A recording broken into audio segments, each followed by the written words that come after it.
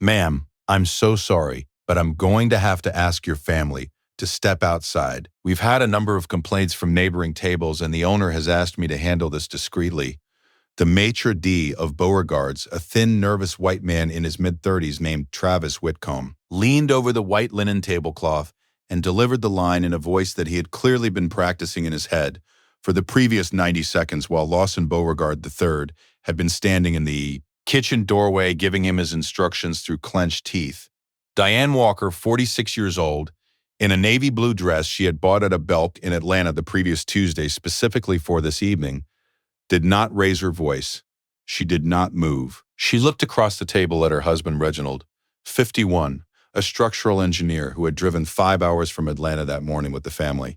She looked at her daughter Imani, 22, who was graduating from Savannah State University the following morning with a bachelor's degree in early childhood education, and who had asked 3 weeks earlier, when her parents had told her they wanted to take her somewhere nice for graduation dinner, whether they could please go to Beauregard's because she had walked past it on tours of the historic district during her junior year and thought it looked beautiful. She looked at her 7-year-old son Malik, who had been picking at a small basket of cornbread on the table, and who was now looking up at Travis Whitcomb with the slow, puzzled expression of a child who had just heard something he did not understand. Diane Walker did not look, at first, at the table 2 seats over from theirs. She did not, in that moment, register the gray-haired man in the unremarkable navy sport coat who had been eating a bowl of she-crab soup at that table, and who had, in the previous 30 seconds, set down his spoon and gone entirely still. She did not, at that moment, register the second person at his table, a woman in her early 40s, in a black blazer, ear-length brown hair, a small earpiece visible just behind her left ear, who had quietly slid her phone out of her purse and was now holding it at lap level, screen facing up, recording. Diane Walker registered, instead, the soft tightening of her 7-year-old son's hand around her own under the tablecloth.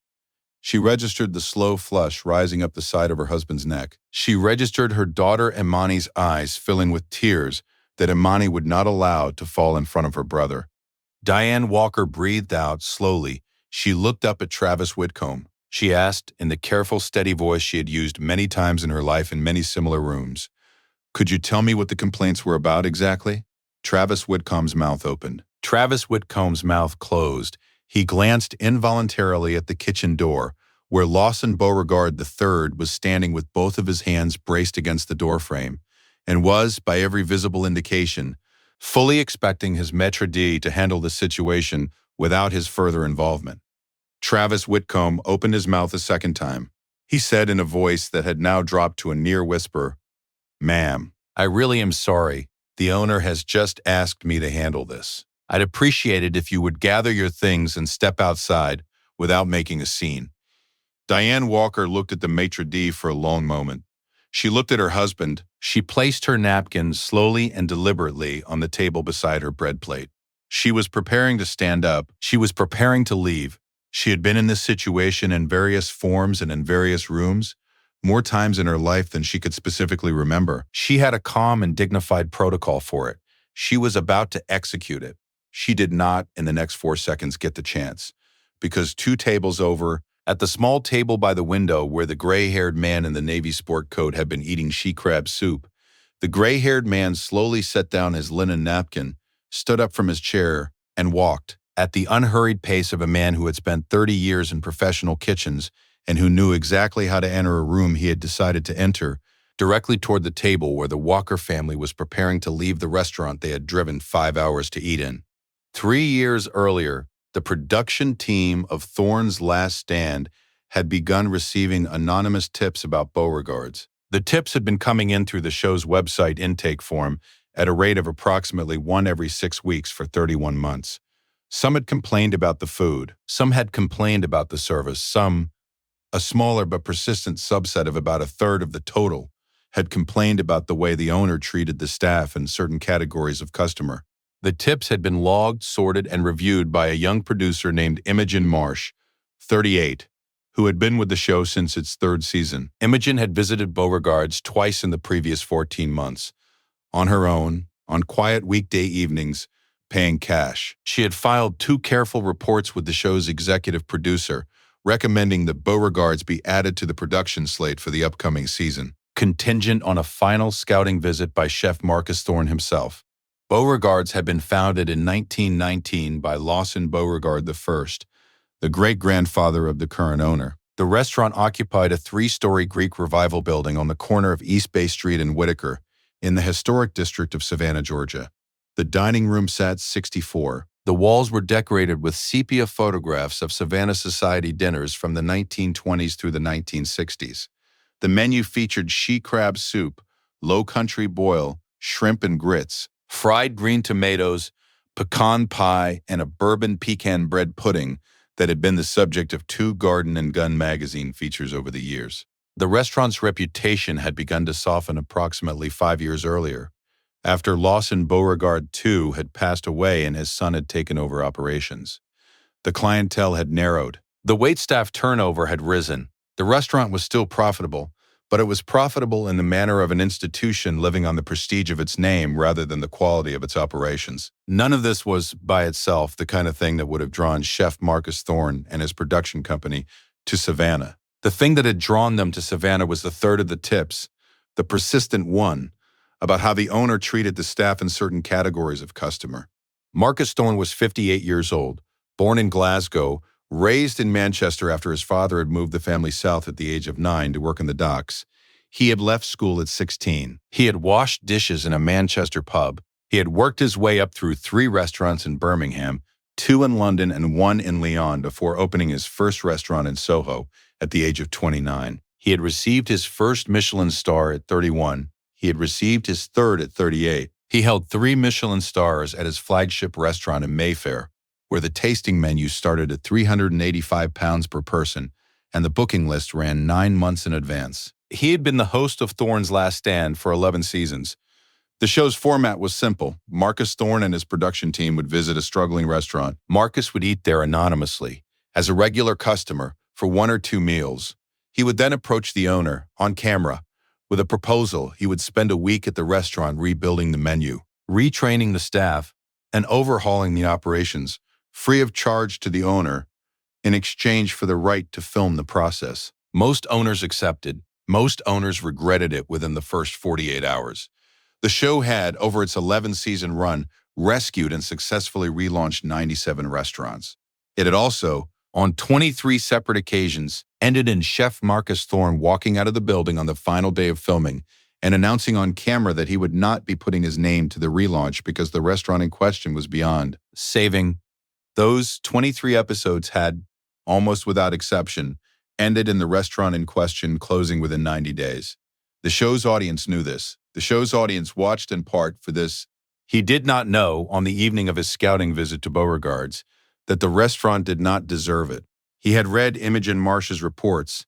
He had been told about the persistent staff treatment tips he had developed by the time he and Imogen had sat down at the reserved table at 7:32 p.m. that Friday evening.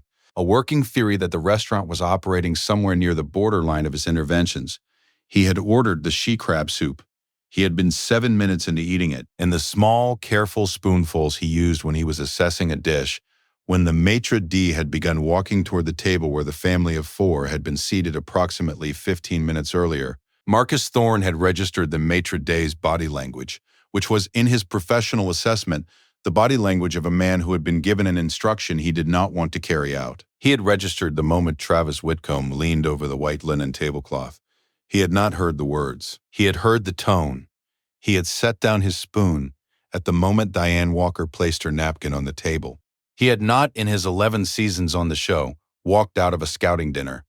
He had not, in his 11 seasons on the show, intervened in a customer dispute. He had not, in his 11 seasons on the show, broken his cover identity in front of a restaurant staff before the formal approach had been made to the owner.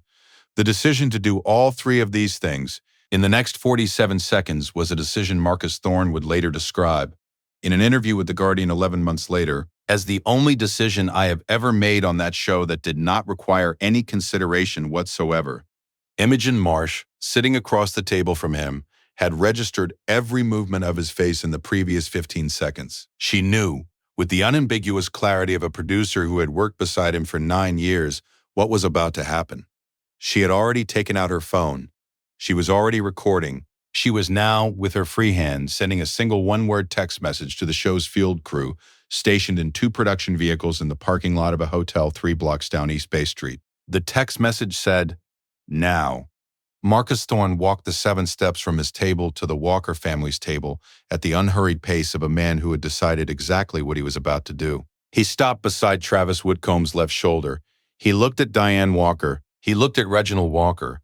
He looked at Imani, who had just realized that her mascara had begun to run and was attempting to fix it with the cloth napkin in her lap. He looked at Malik, who was looking up at him with the curiosity of a 7-year-old encountering an unfamiliar adult in an unfamiliar place. Marcus Thorne smiled at the boy. It was a small smile with a great deal in it. He turned, slowly, to Travis Whitcomb. "I'm so sorry to interrupt, mate. I couldn't help overhearing. What's going on here?" He registered. Half a second later, the face. He recognized the face. The blood that had been in his cheeks left them. "Sir, Mr. Thorne, we had a situation with—" "What situation, mate?" The owner asked me to. The family is being asked to. Was their food not to their liking?" "No, sir." "Were they being loud?" "No, sir." "Were they being inappropriate in any way?" "No, sir." The owner, his mouth was closed. He looked at the kitchen doorway. He looked at Marcus Thorne. He looked back at the kitchen doorway. Lawson Beauregard III, who had been watching the scene unfold from his post in the kitchen doorway, and who had not, at any point in the previous 90 seconds, registered who the man in the Navy sport coat was, finally registered that something had gone wrong with the situation he had instructed his maitre d' to handle. He stepped out of the kitchen doorway. He began walking toward the table. He was a tall man, 6'3", in his early 60s, with a head of white hair that had been carefully maintained, and a gray 3-piece suit, with a small Confederate flag enamel pin on the lapel that he had been wearing for approximately the previous 26 years. He had played football at the University of Georgia in the late 1970s. He had inherited Beauregard's from his father in 2019. He had not, in the 6 years since, increased the restaurant's revenue, retained a single member of his father's senior management team, or expanded his clientele beyond the narrow circle of Savannah old money families that his father had served. He had, in the same 6 years, fired 4 black servers and 1 Latino busser. He had also, although this had never been documented, because no black party had ever been willing to risk the social cost of formal complaint in a town where the Beauregards had been a fixture for 106 years, asked his maitre d' to manage the seating of black families on 6 separate occasions over the previous 4 years. He had, in the present moment, no idea who Marcus Thorne was. He had not, in his life, watched a single episode of Thorne's Last Stand. He arrived at the table. He looked at Travis Whitcomb.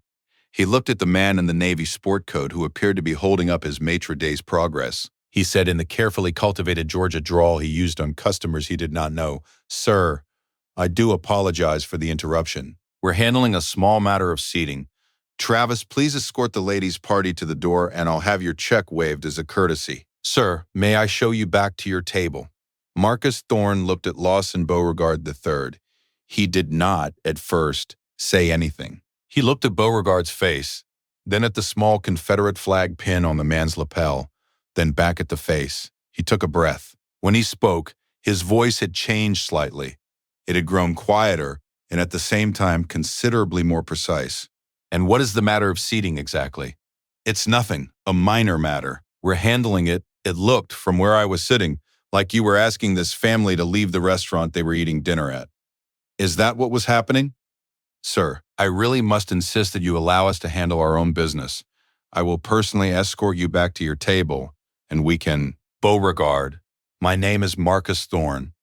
Lawson Beauregard III did not at first react. The name did not initially register. He searched for a half-second, his mental index for the name. He registered, in the second half of that second, that the name was familiar. He registered, in the second after that, why it was familiar. The blood in his face moved sideways, then drained. I'm sorry, Mr. Thorne. We weren't expecting. I expect you weren't, Mr. Beauregard. My production company has been scouting your restaurant for the better part of 3 years. We've received 47 tips from former staff, former patrons, and on 3 separate occasions, from members of the staff currently employed by you. The tips have, in their cumulative weight, suggested that your restaurant has been operating for at least the last 6 years on a culture of treatment of staff and certain customers that, in plain English, mate, is the sort of culture I have spent 11 seasons of my television program trying to identify and either repair or close. I came here this evening to assess whether your restaurant was a candidate for repair. In the last 90 seconds, you have answered my question. He turned slowly to Imogen Marsh, who was now standing approximately 3 feet behind him, with her phone still recording, and with her other hand on the small device in her ear, through which the field crew in the parking lot was telling her that they were 2 minutes out. Imogene, let the crew know we are no longer scouting this restaurant. We're filming it. Already done, Marcus. They're coming in.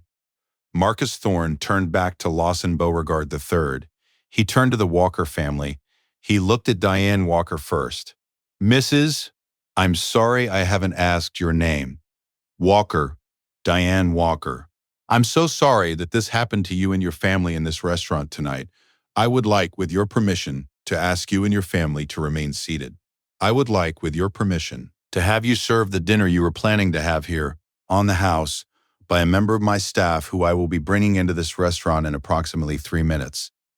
I would also like, with your permission, to ask whether you would be willing to allow my production company to interview you on camera, at your discretion and on your terms, about what just happened to your family in this dining room. You are absolutely free to say no. There will be no pressure. Your dinner is on the house either way. May I ask which option you would prefer? Diane Walker looked at her husband. Reginald Walker looked at his daughter Imani. Imani Walker looked at her younger brother Malik, who had picked up his cornbread again and was eating it. Imani looked back at her parents. She gave the smallest possible nod. Diane Walker turned back to Marcus Thorne. She said in the same steady voice she had used to ask Travis Whitcomb what the complaints were about, Mr. Thorne, we'd like to stay for dinner, and we'd be happy to talk to your production company. Marcus Thorne nodded once. He turned to Travis Whitcomb. He said, Travis, I don't know you, mate, but I'm going to say something to you now that I hope you remember.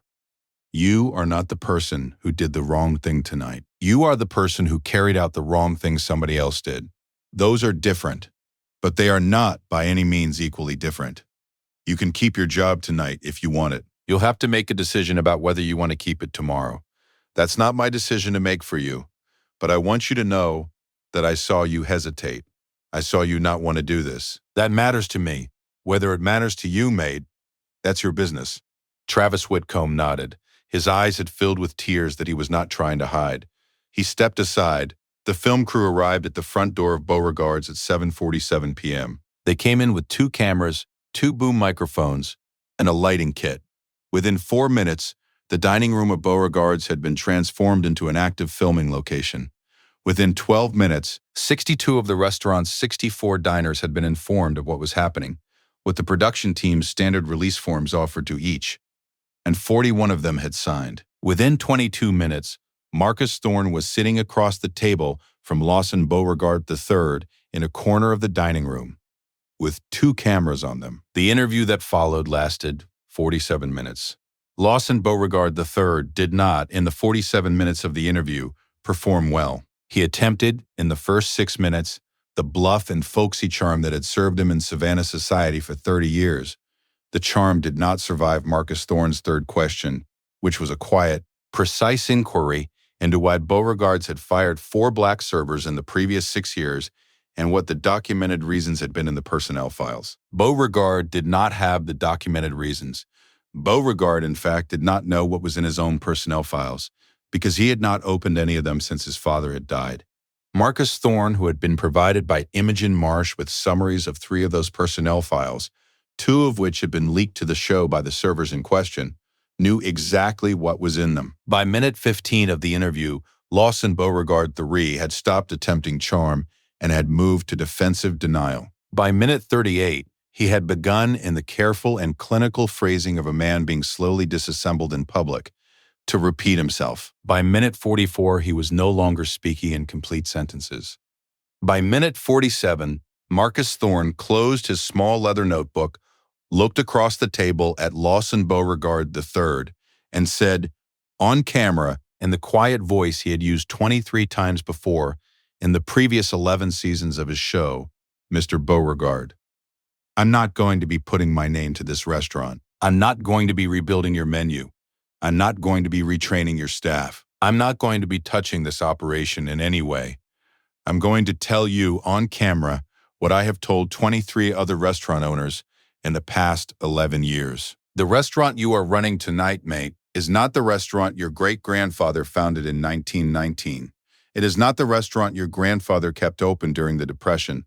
It is not the restaurant your father ran with the dignity he ran it with. It is, at the present moment, a restaurant that throws a family of 4 out of its dining room because the man who owns it does not believe that black people belong inside it.